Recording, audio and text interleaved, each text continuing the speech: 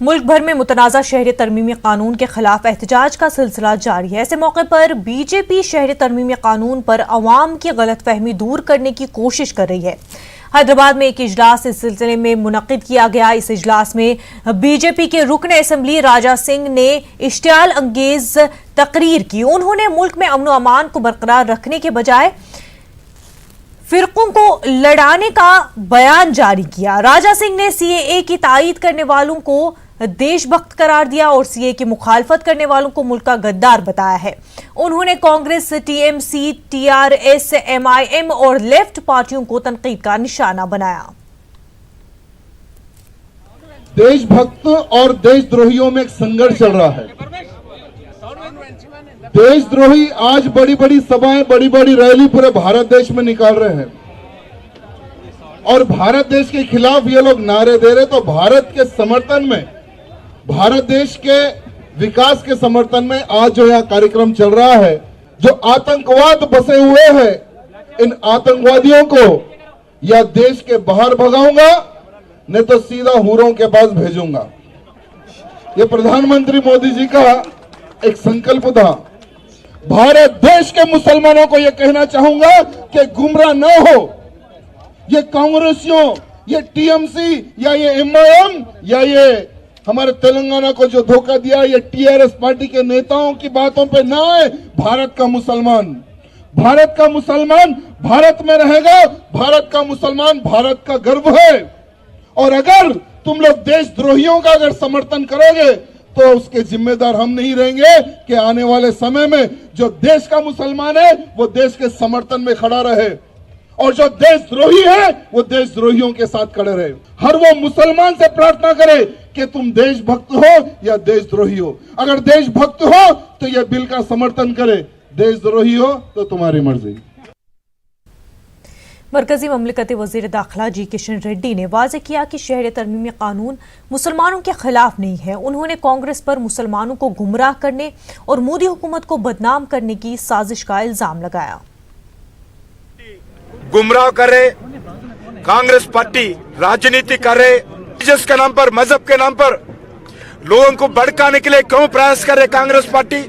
हर जगह माइनॉरिटीज के बीच में जाकर गलत प्रचार करके, विषय प्रचार करके नरेंद्र मोदी जी का सरकार को बदनाम करने के लिए जो प्रयास कर रहे, मैं सभी माइनॉरिटी भाइयों से, होम डिपार्टमेंट की तरफ से, भारत सरकार के द्वारा मैं अपील करना चाहता हूं, सिटीजन अमेंडमेंट एक्ट में कोई भारतीय मुस्लिम के खिलाफ, कोई दूसरा रिलीजियस के खिलाफ एक शब्द भी नहीं है, एक व्यक्ति भी इसमें कोई नुकसान होने वाले नहीं है। मैं विश्वास दिलाना चाहता हूं as a home minister of state, Amit Shah ji की तरफ से, नरेंद्र मोदी जी की तरफ से, सारे भारत के सरकार के द्वारा, सारी भारत के मंत्रिमंडल के द्वारा मैं विश्वास दिलाना चाहता हूं, कोई भारतीय मुस्लिम डरने का जरूरत नहीं है।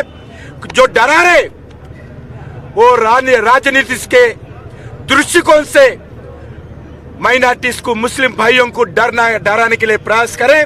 कोई डरने का बात नहीं है। सीधा कोई सवाल है, हम सवाल का जवाब देने के लिए हम तैयार हैं। आपके मन में कोई सवाल है तो हमारा सवाल कीजिए। भारत सरकार की तरफ से हम पूरा सभी रिलीजियस के लोगों को मिलजुल कर आगे लेके जाने के लिए हमारा सरकार तैयार है। मरकजी ममलिकती वजीर दाखिला जी किशन रेड्डी ने एनपीआर और सेंसस को एक ही करार दिया। उन्होंने कहा कि एनपीआर में तमाम सवालात का जवाब देना हर फर्द के लिए जरूरी नहीं है। जो तफसील देना चाहते हैं, नहीं देने पर कोई बात नहीं। NPR means census, census means NPR, उसमें कोई बदलाव नहीं है, कोई चेंजेस नहीं है। जो सेंसस में जो उपयोग होता है उसमें और थोड़ा वेलफेयर एक्टिविटी के लिए और थोड़ा डिटेल ले रहे हैं। अभी मैं हमारा इससे कौन से नए सवाल जोड़े गए सर? ऑफिशियल्स के लिए कैलेंडर आया, उसमें मुस्लिम फेस्टिवल्स का इंक्लूजन नहीं है सर। नहीं, सब कुछ हो जाएगा, कोई प्रॉब्लम नहीं है, कुछ नहीं है। उसमें कोई भी व्यक्ति को तकलीफ देना नहीं है। जो इन्फॉर्मेशन आपके पास है वो आप देने का जरूरत है, आप जरूरत मानते हैं आप दीजिए, आपको देने का जरूरत नहीं है। मैं नहीं दे सकता हूँ, इंफॉर्मेशन नहीं देख सकता हूं, आधार कार्ड का डिटेल नहीं दूंगा, प्रॉपर्टीज का डिटेल नहीं दूंगा, बैंक अकाउंट्स का डिटेल नहीं देने का जरूरत ही नहीं है। दो दे सकते हैं वो दीजिए। सिर्फ NPR means census, census means NPR. तो आधार की जरूरत नहीं है, जरूरत नहीं है। दो इंफॉर्मेशन देना है वो दीजिए, जो नहीं देना है वो जरूरत नहीं है।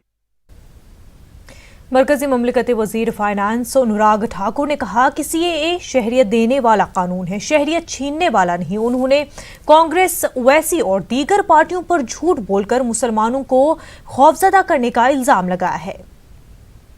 उनको झूठ बोलकर भ्रमित करने का प्रयास कर रहे हैं। ये झूठ बोलकर मुसलमानों को डराने का काम सोनिया गांधी, ममता बनर्जी, राहुल गांधी, अरविंद केजरीवाल, केसीआर से लेकर ओवैसी तक सब कर रहे हैं। और ये सब लोग केवल वोट बैंक के लिए कर रहे हैं। मैं आपके सामने कुछ बातें रखने आया। सिटीजनशिप अमेंडमेंट एक्ट, जिसको आप सीएए कहते हैं, वो नागरिकता देने का कानून है, छीनने का नहीं। यानी कि CAA gives you citizenships, it doesn't take away your citizenship of sending anyone out of this country। जब इस कानून में कोई प्रावधान ही नहीं है कि आपकी नागरिकता छीनी जा सकती है, तो किसी को डर किस बात का है। एनआरसी और सीए के खिलाफ जद्दोजहद के लिए तेलंगाना की 50 से ज़ायद तंजीमों ने इत्तेहाद बराए मुखालफत सीए और एनआरसी के नाम से एक तंजीम बनाई गई है। इस तंजीम के जरिए देहातों से लेकर हैदराबाद तक के अवाम में एनआरसी और सीए से मुतल्लिक अवाम को वाकिफ करवाया जाएगा। जमात इस्लामी हिंद तेलंगाना की जानिब से हैदराबाद में एक इजलास के इनेकाद के बाद इस इत्तेहाद की तश्कील का ऐलान किया गया। हाईकोर्ट के रिटायर्ड जज जस्टिस चंद्र कुमार को इस इत्तेहाद का कन्वीनर मुकर्रर किया गया है। इस इत्तेहाद में मुस्लिम, दलित, खवातीन और नौजवानों की तंजीमें शामिल हैं। ये एक सस्टेनेबल मूवमेंट, पीपल मूवमेंट, चूंकि जो लोग इस वक्त इख्तिदार में हैं वो लोग पावर पॉलिटिक्स को जानते हैं, इलेक्शन पॉलिटिक्स को जानते हैं, लेकिन वो लोग पीपल पॉलिटिक्स को नहीं जानते। और आज हम सब पीपल यहाँ पर 75 से ज्यादा ऑर्गेनाइजेशन जमा हुए और एक पीपल मूवमेंट हम चलाएंगे। और पीपल मूवमेंट के जरिए से ही हमको आजादी मिली। आज हमको आजादी की जरूरत है। भूख से, भय से, भ्रष्टाचार से और आरएसएस से, फस्ताई कुव्वतों से आजादी की जरूरत है। फिरका परस्ती से आजादी की जरूरत है। इंसानों और इंसानों के दरमियान में जो लोग तफरीक कर रहे हैं उनसे आजादी की जरूरत है। जो लोग दस्तूर का एहतराम नहीं कर रहे हैं, दस्तूर पर वो अहद कर कर इख्तिदार में आए, उन लोगों से आजादी की जरूरत है। रिलीजन के जो रहने का जो माहौल है उसमें जो सो नफरत आज पैदा किया जा रहा है। लोगों को एक रिलीजन के नाम के ऊपर डिवाइड कर रहे हैं, वो सही बात नहीं है। सबको यूनिटी बनाना चाहिए, ब्रदरहुड बनाना चाहिए और फ्रेटर्निटी होना चाहिए। इसको जो सो सेंट्रल गवर्नमेंट एक्ट ला रहा और लोगों को रिलीजन बेसिस के ऊपर जो डिवाइड करना चाह रहा, ये आ रहा since it is against constitution और अगेंस्ट अवर हेरिटेज। और हम ये चाहते हैं कि जो सो सेंट्रल गवर्नमेंट इसको जल्दी से जल्दी वापस लेना चाहिए और इसको लागू नहीं करना चाहिए। और ये जो कम्युनल बेसिस के ऊपर है उसको अगर निकाल दिए तो एवरीथिंग इज एक्सेप्टेबल। हिंदुस्तान का फ्यूचर खतरे में है। हम जैसा भाई भाई के जैसा आज तक जी रहे, मिल के खाते देख के घर में दूसरे जाते थे। अब कल से जो सो हमको जो सो डाउट से देखना पड़ता है। हिंदूज को मुस्लिम और मुस्लिम को हिंदू जो सो उसमें नफरत पैदा करने की जो कोशिश है, that's the most dangerous thing. Bihar के किशनगंज में एनपीआर के खिलाफ एमआईएम की जानिब से एहतजाजी जलसा मुनक्किद किया गया। किशनगंज के रूई धादा तारीखी ग्राउंड में मुनक्किदा जलसे में लाखों की तादाद में जवा अवाम से असदुद्दीन ओवैसी ने खिताब किया। ऑल इंडिया मजलिस इत्तेहादुल मुस्लिमीन के सुप्रीमो असदुद्दीन ओवैसी ने कहा कि मरकज़ की बीजेपी ज़ेर क़यादत नरेंद्र मोदी हुकूमत एनआरसी और शहरी तरमीमी कानून को नाफिज करके हिंदू और मुसलमानों के दरमियान फूट डालना चाहती है, जिसको कभी कामयाब नहीं होने दिया जाएगा। असदुद्दीन ओवैसी ने कहा कि एनपीआर और एनआरसी एक ही सिक्के के दो रुख हैं। ओवैसी ने नीतीश कुमार को बीजेपी का साथ छोड़ देने का मशवरा दिया।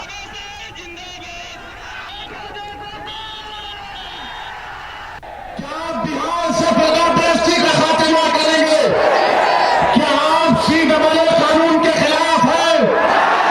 क्या आप एनपीआर के खिलाफ है? क्या आप एनआरसी के खिलाफ है? क्या आप मोदी के खिलाफ है? क्या आप मोदी के खिलाफ है? क्या आप नीतीश कुमार के खिलाफ है? क्या आप नीतीश कुमार के खिलाफ है?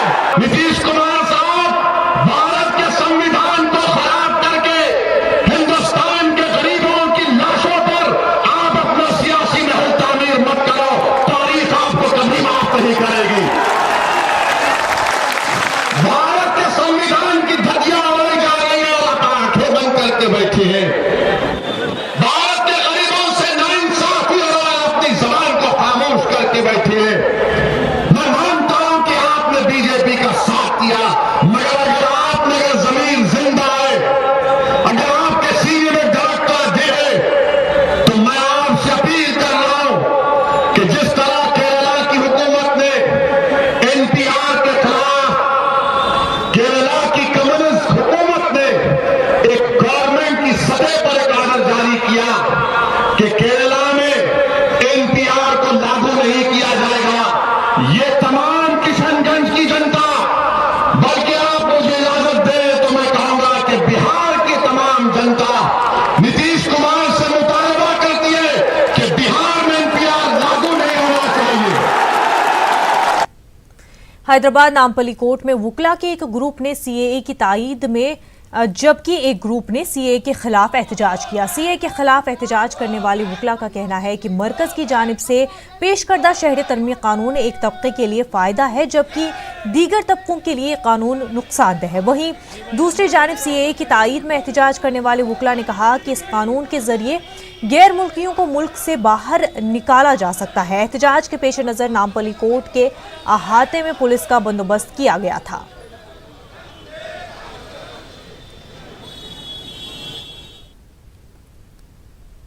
तेलंगाना के वज़ीर-ए-आला के चंद्रशेखर राव ने जिला राजना सरसला का दौरा किया।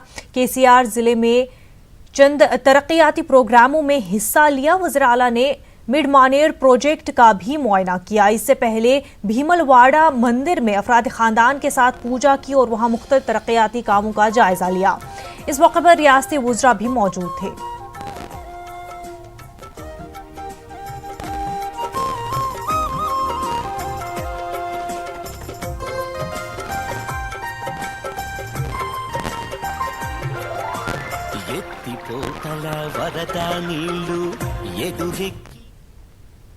जिला निर्मल के भेंसा में पुलिस ने कॉर्डन एंड सर्च ऑपरेशन चलाया। इस दौरान कागजात नहीं पाए जाने पर पुलिस ने 85 मोटरसाइकिलें जब्त कर ली। एक ऑटो भी जब्त कर लिया गया है। इस ऑपरेशन में 100 से ज्यादा पुलिस एहलकार शामिल रहे।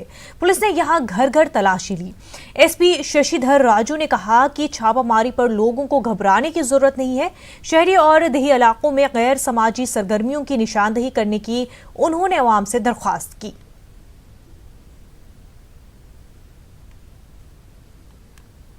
सुबह जल्दी उठकर फजर की नमाज पढ़ने की आदत नौखेज और नौजवान बच्चों में डालने की कोशिश की गई। हैदराबाद में एक तंजीम ने इस मकसद से बच्चों में साइकिलें तकसीम करने का ऐलान किया था। इस प्रोजेक्ट के तहत मलकपेट में कायम मस्जिदुल फलाह में मुसलसल 40 दिनों तक नमाज फज्र पढ़ने वाले 200 बच्चों में साइकिलें तकसीम की गई।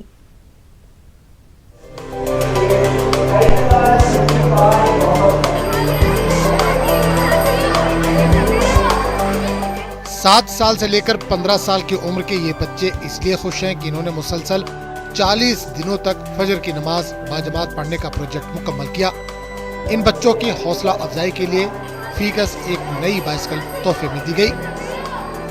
तंजीम मिंबर और मेहराब फाउंडेशन इंडिया ने हैदराबाद के इलाके ओल्ड मलकपेट में कायम मस्जिद अल-फलाह के करीब रहने वाले बच्चों को ये मौका फराहम किया था। मस्जिद एज ए कम्युनिटी सेंटर हो, इसको बेस बनाकर हमने काम किया कि मस्जिद सिर्फ नमाज पढ़ने की जगह नहीं है, पूरे समाज से इसको जुड़ा रखना चाहिए। बड़ा बूढ़ा कमज़ोर अमीर गरीब सारे के सारे जुड़े हों। तो हमने 18 नवंबर से निज़ाम शुरू किया। 200 बच्चे अल्हम्दुलिल्लाह 40 दिन तक उन्होंने फजर की नमाज मलकपेट की सरजमीन के बच्चों ने अदा की। और सर्दी के दिनों में ये बच्चे आए, बहुत खूबी की बात है। और हर दिन अल्हम्दुलिल्लाह इनसे इस्लामी सवालात किए जाए और जवाबात उन्होंने दिए। मुसलसल 40 दिनों तक फजर की नमाज पढ़ने और फिर बतौर इनाम नई साइकिल पाने के बाद न सिर्फ ये बच्चे बल्कि इनके वालिदैन भी खुश हैं। ये न सिर्फ बच्चों बल्कि इनके सरपरस्तों और वालिदैन के लिए भी नमाज का आदी होने का मौका था, क्योंकि ये बच्चे रोजाना सुबह इन्हें भी नींद से जगाकर नमाज के लिए जाया करते थे। मेरे फर्जंद ने 40 दिन की नमाज अदा की है, उसके साथ साथ मेरी भी नमाज हो चुकी है। कि मेरे बच्चे से एक सीख मिल गई मेरे को, क्योंकि मेरा बच्चा जो है ना मेरे को उठा के जो है ना लेके चला। क्या मैं तो नहीं पढ़ता था पहले फजर की नमाज। अल्लाह ताला देख के बहुत खुश हुए कि मैं मेरे पापा को लेकर नमाज पढ़ा। लगातार 40 दिन बाजमात फजर की नमाज के तजुर्बे के बाद बच्चों और उनके वालिदैन ने इस अज़्म का इजहार किया कि वो रोजाना सुबह जल्दी उठने और नमाज पढ़ने की इस आदत को जारी रखेंगे। मस्जिद अल फलाह में इस प्रोजेक्ट की तकमील के बाद मिंबर मेहराब फाउंडेशन इंडिया ने शहर हैदराबाद के दूसरे इलाकों में भी इस काम को वसअत देने का इरादा जाहिर किया है। न्यूज़ 18 के लिए हैदराबाद से अनीसुर रहमान की रिपोर्ट। सदर मकाम अमरावती की ताईद में किसानों का एहतजाज। 13वें दिन भी जारी रही जंजीरी भूख हड़ताल। 3 सदर मकाम की तजवीज वापस लेने तक जारी रहेगा एहतजाज। बरहम किसानों का हुकूमत को इंतबाह। स्कॉलरशिप और फ्री रीएम्बर्समेंट की रकम जारी करने का मुतालबा। एसएफआई का काकीनाडा कलेक्ट्रेट पर धरना। एहतजाज में शामिल दर्जनों तलबा गिरफ्तार। आंध्र प्रदेश पुलिस की सालाना प्रेस कॉन्फ्रेंस से डीजीपी ने किया जराइम में कमी का दावा। 2020 खवातीन की सिक्योरिटी का साल होगा।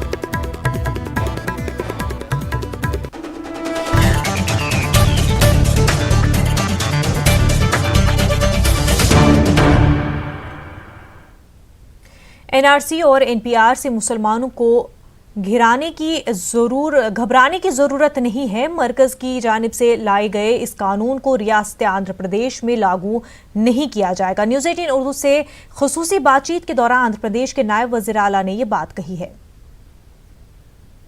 और एनपीआर से कोई घबराने की जरूरत नहीं है। और हमारे हरदिल अजीज chief minister Shri Y Jagan Mohan Reddy साहब ने वाज़ेह तौर पे उन्होंने ऐलान कर दिया है कि हम वाईएसआर कांग्रेस पार्टी एनआरसी को किसी हालत में भी हम उसको सपोर्ट नहीं करेंगे। और कोई ऐसी बिल जो मुसलमानों के तकलीफ दे हो, ऐसे बिल को भी हम कभी भी सपोर्ट नहीं करेंगे। अभी हाल में एनपीआर का जो जिक्र हुआ है, जो एनपीआर में जो कॉलम्स बढ़ा दिया गया है, जो पहले 15 कॉलम्स थे और उसको आज 21 कॉलम्स कर दिया गया है बोल के, जरूर हम इसके ऊपर भी गौर करेंगे और हमारे चीफ मिनिस्टर साहब को नजर में हम लेके जाएंगे। हमारे वाईएसआर कांग्रेस पार्टी के जो बड़े लोग हैं उनके सामने भी हम लेके जाएंगे। जरूर ऐसा कोई काम हमारी हुकूमत नहीं करेगी जो मुसलमानों को, बीसीज को, एससीज को, एसटीज को जो नुकसानदेह हो। ऐसा कोई काम, ऐसा कोई कदम वाईएसआर कांग्रेस पार्टी इंशाल्लाह नहीं लेगी। सीपीएम लीडर सीताराम येचुरी ने वज़ीर-ए-आज़म नरेंद्र मोदी पर मुल्क के अवाम को गुमराह करने का इल्जाम आयद किया है। सीताराम येचुरी ने कहा कि शहरी तरमीमी कानून मुल्क के हर फर्द के खिलाफ है, जमहूरियत के खिलाफ है। हम उसके पूरे मुल्क में शिद्दत से मुखालफत करते हैं। अपने दौरे करनूल के मौके पर उन्होंने ये बात कही। प्रधानमंत्री ने, मोदी साहब कई बार बोल चुके हैं, पब्लिकली बोल चुके हैं दिल्ली की चुनाव अभियान का शुरुआत करते हुए कि एनआरसी के बारे में वो जब से प्रधानमंत्री बने 2014 से आज तक कोई चर्चा कहीं पर नहीं हुई सरकार में। अब ये बात सरासर झूठ है। 2014 में ही हम जब राज्यसभा में थे उस समय एक सवाल पूछा गया था एनपीआर के बारे में।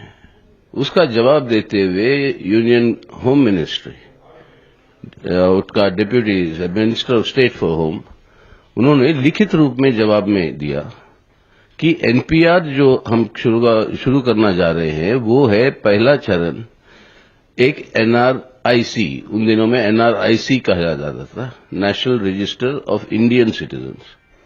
वो एनआरआईसी हम लागू करने वाले हैं, उसके लिए ये पहला स्टेज है और एनआरसी हम लागू करेंगे पूरे देश भर में। एनपीआर जो उन्होंने कहा कि पहला स्टेज है, पहले 15 होते थे सवाल, अब इस बार मोदी सरकार ने उस 6 और जोड़ दिए। और जोड़े कैसे सवाल? ऐसे सवाल कि सिटीजनशिप तो तय हो रही है आपकी या हमारी, लेकिन सवाल ये पूछा जा रहा है कि आपके वालिद साहब की पैदाइश कहाँ हुई और कब हुई। वो बताएगा क्या ये जेन्युइन है, ये डाउटफुल है। अगर वो कहेगा ये डाउटफुल है तो वो बन जाता है डी कैटेगरी। डी कैटेगरी का मतलब है डाउटफुल कैटेगरी, और वो चटनी में गैर मुसलमान जितने हैं उन सबको सिटीजनशिप मिलेगी सीएए के चलते हुए। ये पूरा सिलसिला जो है हमारे कॉन्स्टिट्यूशन के खिलाफ है। तो हमारा विरोध इसलिए है कि ये कॉन्स्टिट्यूशन का न सिर्फ उल्लंघन है लेकिन कॉन्स्टिट्यूशन का वायलेशन है। शहरियत तरमीमी कानून की तायद में ओंगोल में बीजेपी की जानिब से रैली निकाली गई। तिरंगा रैली AKVK कॉलेज ता कलेक्ट्रेट तक निकाली गई, जिसमें स्कूली तलबा के अलावा मकामी बीजेपी कारकुनों की कसीर तादाद मौजूद थी। इस मौके पर बीजेपी लीडर GBL नरसिम्हन ने अपोजिशन जमातों के अलावा बाएबाजू जमातों पर कड़ी तनकीद की। उन्होंने कहा कि अपोजिशन जमातें मुल्क में इंतशार फैलाने की कोशिश कर रही हैं। नरसिम्हन ने CAA से मुतल्लिक शोर बेदार करने के लिए जिला भर में प्रोग्राम्स मुनक्किद करने का ऐलान किया।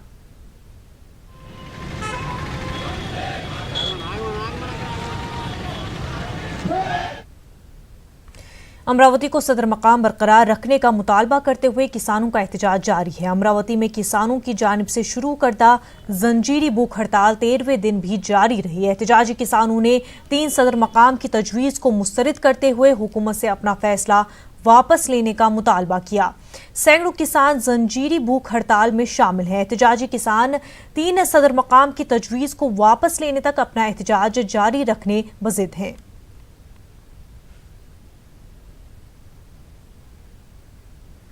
आंध्र प्रदेश के अपोजिशन लीडर और तेलुगु देशम के कौमी सदर एन चंद्रबाबू नायडू ने दारुल हुकूमत अमरावती के धरना देने वाले किसानों की गिरफ्तारी पर बरहमी जाहिर की है। उन्होंने गुंटूर जेल पहुंचकर किसानों से मुलाकात की। उन्होंने किसानों पर लगाए गए इल्जामात की मुखालफत करते हुए कहा कि पुलिस को चाहिए कि वो किसानों के साथ हमदर्दी के साथ पेश आए।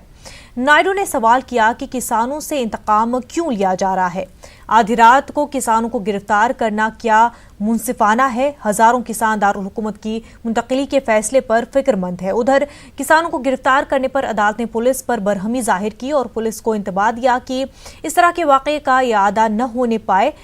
3 दारुल हुकूमतों की हुकूमत की तजवीज़ के खिलाफ मौजूदा दारुल हुकूमत अमरावती के किसानों ने एहतजाज किया। पुलिस ने मीडिया पर हमले के इल्जाम में बाज़ किसानों को गिरफ्तार किया है। उनके खिलाफ मामला दर्ज करते हुए इन किसानों को 14 दिनों के लिए अदालती तहवील में दे दिया गया है।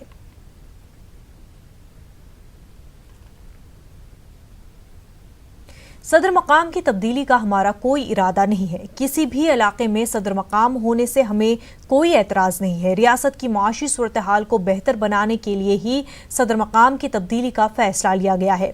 ये कहना है रियासती वजीर बोत्सा सत्यानारायणा का।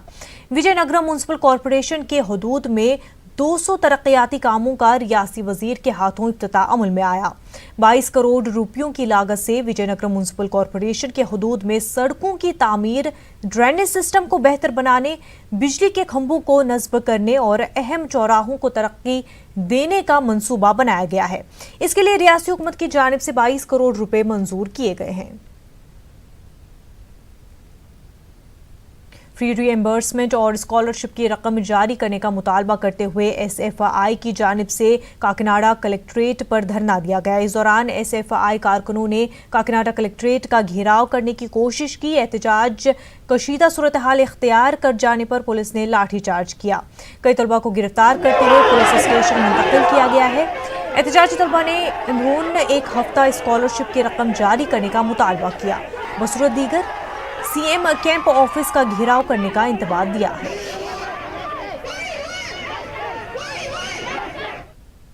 बुलेटिन में फिलहाल इतना ही। आदाब।